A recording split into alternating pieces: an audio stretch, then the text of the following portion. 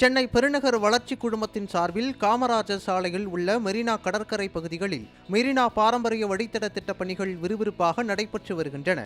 சென்னை மெரினா கடற்கரை பகுதியில் உள்கட்டமைப்பு பணிகள் அதன் பாரம்பரியம் மாறாமல் இந்த பணிகள் துரிதமாக மேற்கொள்ளப்படுகின்றன. சென்னை பெருநகர் வளர்ச்சி குழுமத்தின் சார்பில் உழைப்பாளர் சிலை முதல் கலங்கரை விளக்கம் வரை 3.2 கிலோமீட்டர் தொலைவுக்கு 18 கோடியே 45 லட்சம் ரூபாய் மதிப்பீட்டில் இந்த மேம்பாட்டு பணிகள் நடைபெற்று வருகின்றன.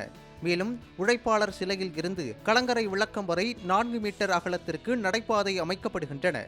நடைபாதையில் செயற்கை மிதிவண்டி பாதையும் அமைப்பது கூடுதல் சிறப்பம்சமாகும். சென்னை பல்கலைக்கழகம், எழிலகம், மாநில கல்லூரி, ஐஸ் ஹவுஸ், விவேகானந்தர் இல்லம், ராணி மேரி கல்லூரி, டிஜிபி அலுவலகம், கலங்கரை விளக்கம் உள்ளிட்ட 9 இடங்களில் கடற்கரை பகுதிகளை ரசிக்கும்படி பார்வையாளர் தளங்கள் ஏற்படுத்தப்படுகின்றன. காமராஜர் சாலையில் இருபுறமும் உள்ள 9 பேருந்து நிறுத்தங்கள், 3 காவல் நிலையங்களை இணைக்கும் வகையில் பாதசாரி நடைபாதைகள் அமைக்கப்படுகின்றன. மேலும் சைக்கிள் ஓடு பாதை, அதில் தெருவிளக்குகள், அதனை சுற்றி கண்காட்சி ஓவியங்கள் மேற்கொள்ள திட்டமிடப்பட்டுள்ளது. தற்போது 2.3 கிலோமீட்டர் தூரத்திற்கு நடைபாதை அமையவுள்ள நிலையில் அதில் 800 மீட்டர் தூரத்திற்கு பணிகள் முடிவடைந்துள்ளன. 9 பேருந்து நிறுத்தங்களில் 4 பேருந்து நிறுத்த பணிகள் முழுவீச்சில் பணிகள் நடைபெற்று வருகின்றன.